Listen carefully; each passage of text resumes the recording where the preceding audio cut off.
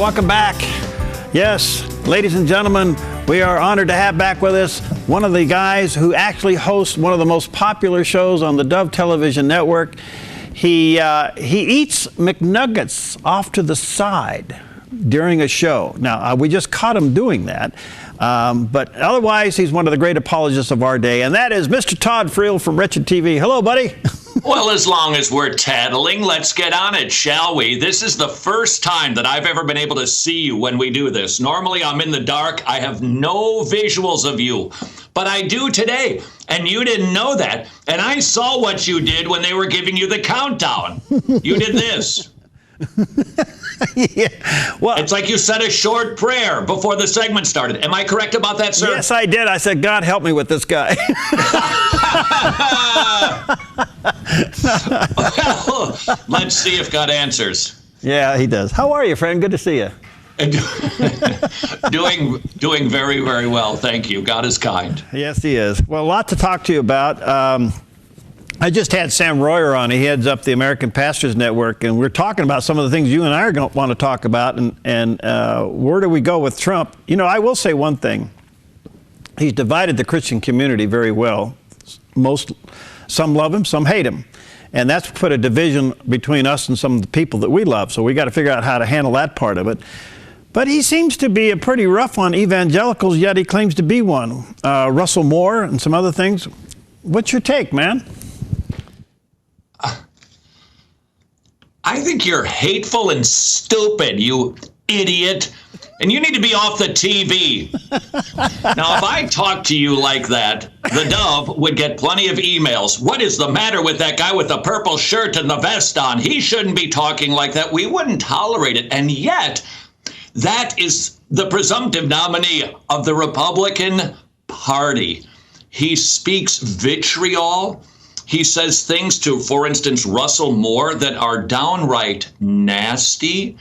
And this is supposed to be the fellow who's going to lead all of us. I recently tweeted, Perry, if you think that there were a lot of beheadings under Marie Antoinette, wow, wait for King Donald. This is a guy, if you do not align with what he's saying and doing, he is downright nasty. And we, as a country now, are faced with him as a choice. And this may or may not be of comfort to you, but Donald Trump and Hillary Clinton, for that matter, are not going to change America or wreck America.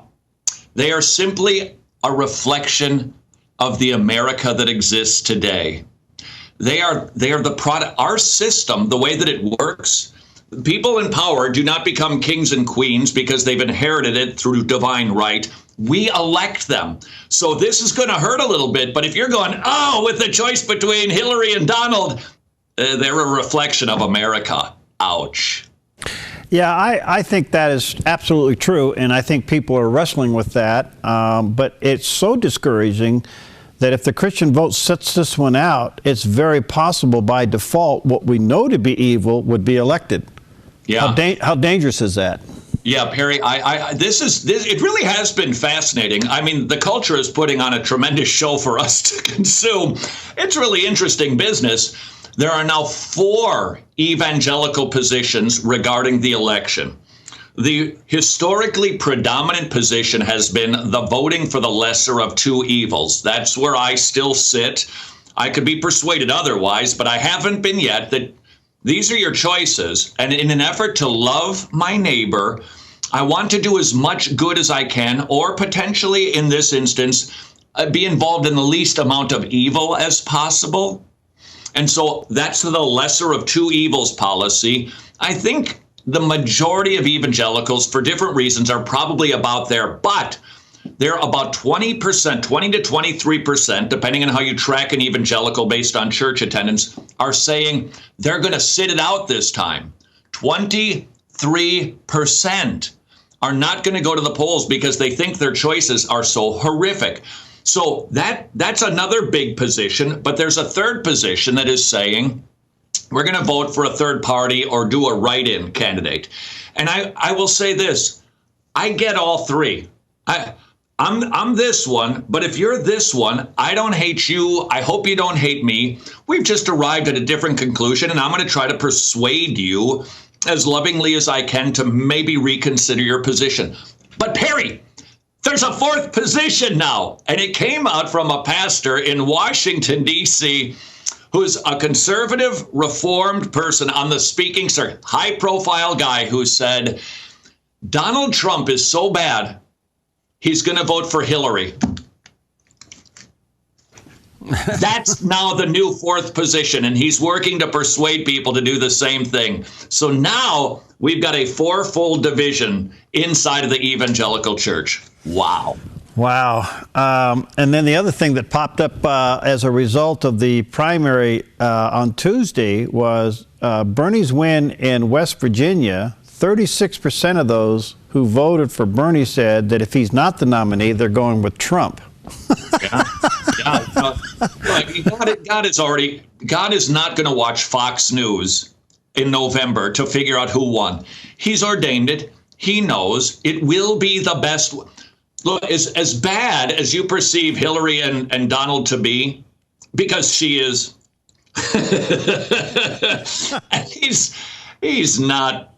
we're not excited about the Don because of his positions. He's not pro-life. He's sort of, kind of pro-life, but he has exceptions for rape, incest, and life of the mother, so he's not historically pro-life. He'd like to change the Republican platform to reflect that.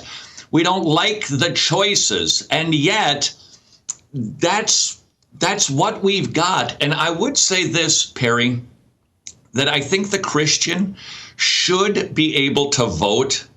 Yeah, plug your nose, but I think you can do it with a clear conscience.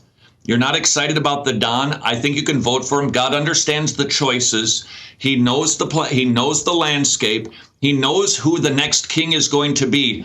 And as bad as that king or queen turns out to be, my theology of sovereignty teaches me that is the best leader right now, because God does all things for our good and for his glory. So as horrid as they could be Bloody Mary of Scotland, that's still the best king or queen at the moment because God ordains it. And I can rest in that. All right. Boy, you opened up a couple things here. Can I write your name in? Oh. No, can I give you my analogy, Perry? This is what I see our options. Yeah. There's a burning house. There are 10 children inside of that home. You alone can rescue none of them. You have 3 people that you can choose one of the 3 people to help you. Here's the first person. It's a woman who says, yeah, I'll help you because I've got 5 gallons of gasoline. I'm going to throw on the fire and it's going to heat up the flames to consume the kids. Would you pick her? The second guy is a lout.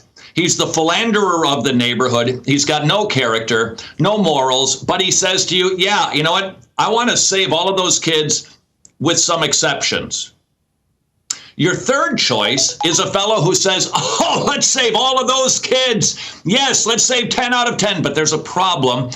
He's in a wheelchair, and he can't even get to the home in order to rescue those kids. My question is, who do you pick to help you rescue some?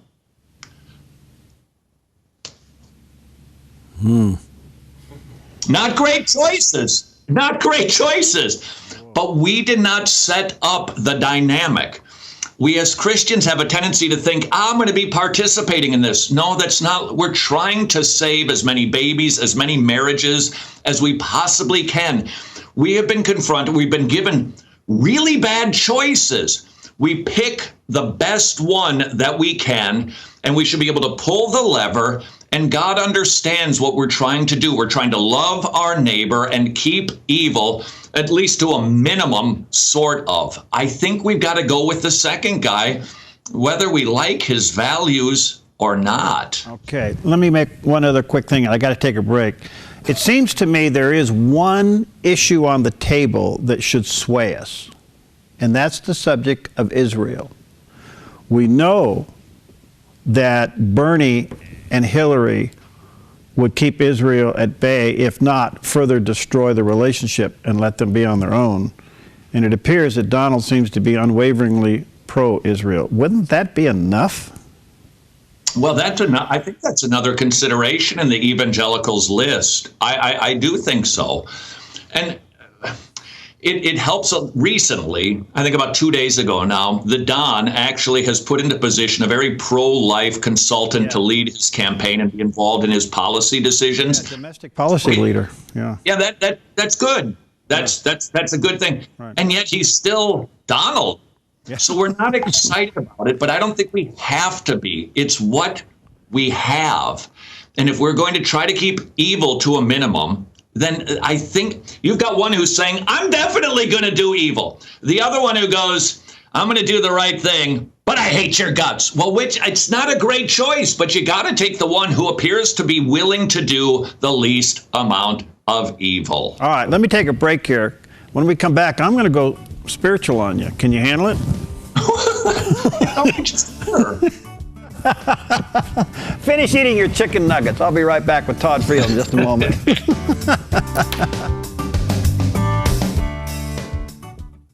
I'm Paulina Leiser, producer of Focus Today. Thank you for watching this video, and make sure to check our other videos at theDove.us.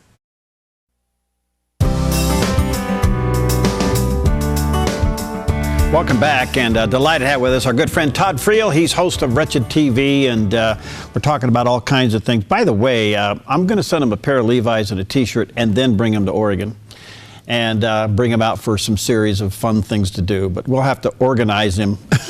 You know what? I prefer that apparel than the striped jammies I was almost forced to wear recently. I was just going to ask you. That was my next question. You almost went to jail? What happened? We're doing a new TV series. It's called Untethered. It is about the millennial generation, those born between 1980 and 2000.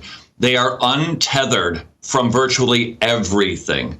Any traditional morality, values, religion, patriotism, none of it exists for them. They're just like balloons that have been cut and they're floating into outer space. They're like a boat that isn't tied to the dock. It's just drifting out to sea. That's the millennial generation. And this show is designed to help us know how to respond to them and reach them and not be annoyed by them. And so we've been going out to university campuses, not to argue with the kids, but to hear how they think and to figure out why they would say something like, I'm not sure that I'm actually here. I don't know that I really exist. That's the way millennials are thinking today because they're untethered. We went to Clemson University and some very nice police asked us if we had filled out a permit and received permission to exercise our right to free speech in a particular zone after 72 hours waiting period.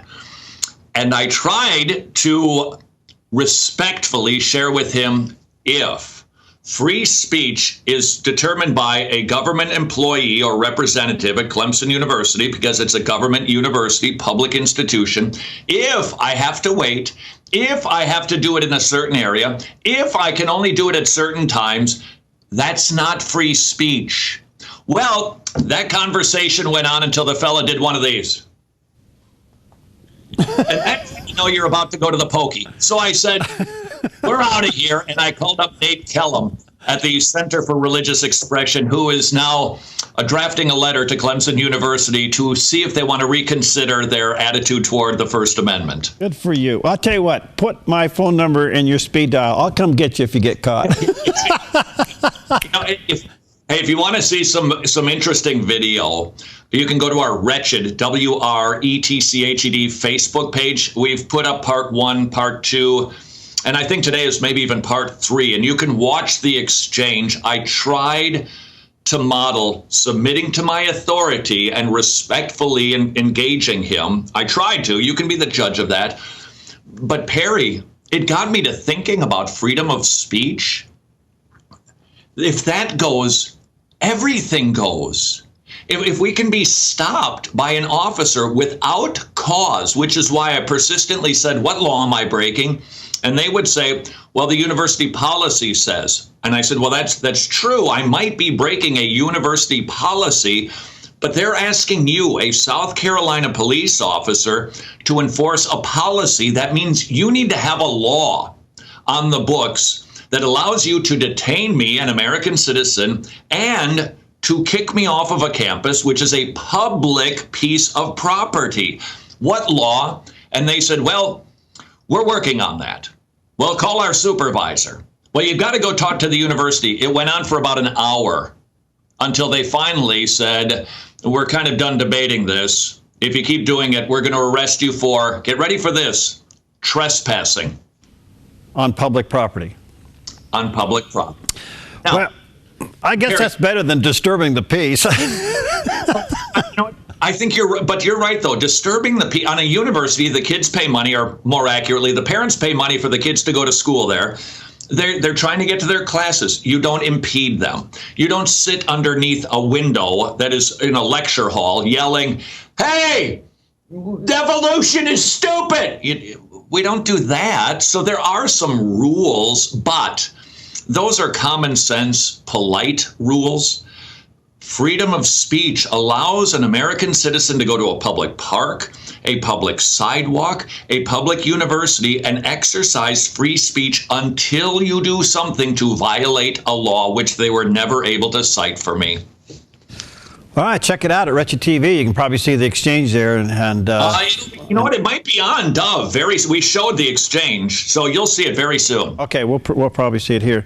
All right, let me go back to the campaign just for a moment. I, like a lot of believers, are trying to figure out, how do I process spiritually in my mind? What do we do? What's our spiritual responsibility? How do we pray? How do we vote? All of those things culminated together. I have two concerns. One is, whatever side of the fence that Christians are on concerning Donald Trump, let it not be a division among ourselves as fellowship. I'm really concerned about that, because if I was the devil, that would be a divide and conquer moment for me. So I would hope that we would be respectful and loving and kind, even though we would disagree on some things. Okay, Perry, let me jump in on that thought. Let's go down a little deeper. All right. Do you remember I said that we see evangelicals now with 4 positions?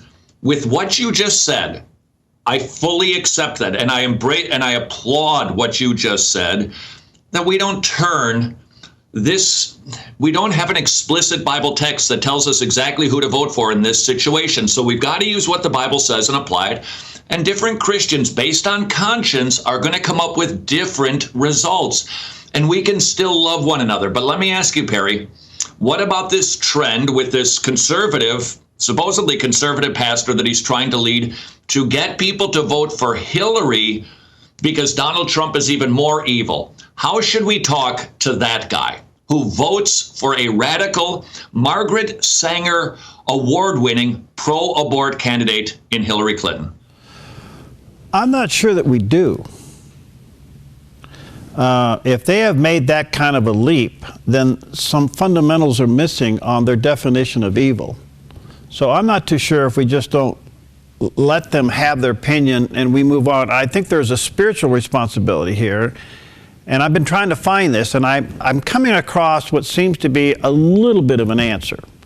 I've been reading from Isaiah, say 43 up to about 48, and there's a story tucked in those scriptures that talks about King Cyrus. King Cyrus was a pagan king, but God chose him, summoned him by name, and blessed him, even though he wasn't a believer and was not a follower and did not acknowledge God. And he used him to bring about his will for the people and for the country of Israel. The question is, can God do that again, no matter who we choose this go around? Now, my opinion is he probably would have a better chance with Donald than he would with Hillary, because there's nothing about Hillary, in my opinion, just my opinion, that seems to be biblical. There are at least some cracks in Donald that may give us some hope. Am I right or wrong? Yeah, and I would even say with the Don, there are some massive fissures. What he says about women, the way he talks about intimate issues, just staggering. The way that he talked to Russell Moore of the Southern Baptist Convention, just some shocking things that come from this man's mouth, which indicates to me that there's not a whole lot of mental discipline going on. But having said that, I just, for the life of, let's just say, this 4th guy, this very conservative guy, He said, I think the reasons that he wouldn't vote for Donald but would vote for Hillary instead is because of Donald Trump's misogynistic views and because of his racial attitudes. He'll send us back to the 1940s. And I say, maybe, but I as a Christian do not make decisions about what I'm supposed to be doing today based on what might possibly, potentially, maybe sort of happen in the future. I take a look at the issue and I say, let's just say that Don does those bad things. He sends us back to the 40s regarding racial issues and attitude toward women. That's still, to me, by comparison to Hillary, who I frankly think is more likely to do those things, even as she says nice things, her policies actually undermine it and cause bad things to happen. But the life issue, the marriage issue, it's like Donald Trump is in a really rotten dinghy. She's captaining the Titanic. There's just, to me, I just don't see the comparison. And I agree with you. The next president will be Cyrus that God uses, even if it turns out to be in a rotten kind of way, because God is doing far more than running nations. Let me just say here, you have coined a phrase here. You called him the Don. And I don't want the Don to get mixed up with the Dove. So, right. I don't blame you for that. So the Don and the Dove. Well, this is fascinating. I'm out of time here, Todd. You're a delight and an inspiration. I want to say to our viewers, he's really, I can't tell you, and I don't say this to pump you up, people love your program. You're on the cutting edge of this, and there's a lot more to be seen at his website at Wretched TV. You may want to check that out. And a little bit of a hint, the Todd could be coming to the Dove radio. I know that. Yeah. I'm so excited about that. Yeah, your new show. By the way, thank you for doing it. And congratulations. I understand you got put on a big network and you're out there, what, 200 stations? Yeah, we're excited, but I got to go back to what made me more excited. I'm out of time. Hold on. Or not, Eat your chicken. I got to go. Come there and do something together. See you later. Bye.